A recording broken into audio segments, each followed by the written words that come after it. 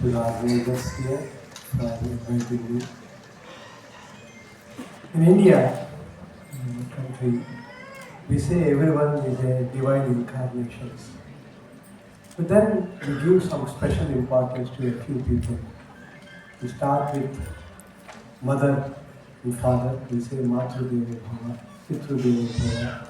And then we say Acharya Deva Bhava, a teacher, all those front row people sitting here and then at the back of me, including I am a teacher. Even now, I teach every semester one course, evening 6 to 7:30, I teach a course.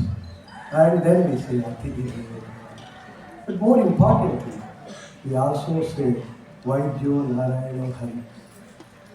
A God, a doctor is a God for us, for every patient. And I'm sure every one of us in our life, we can never claim that we will never become a patient. So one day we need a doctor. So that this profession that you're all graduating today is a unique profession, better than that profession.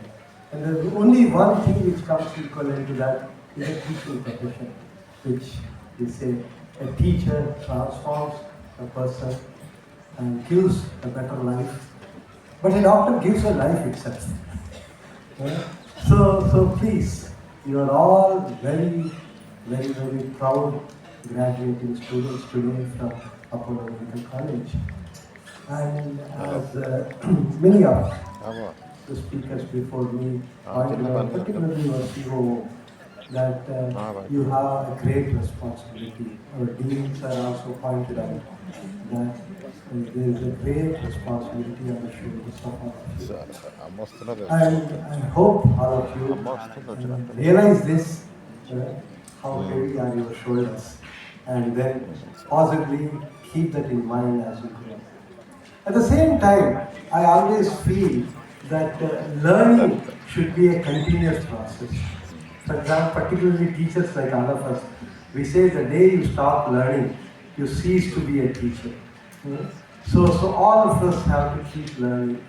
And we should ensure that learning is as free as possible. When I use the word free, is what you like. In fact, every one of my students, I keep telling them, please choose a job where you don't wait for a Saturday, Sunday, I tell them.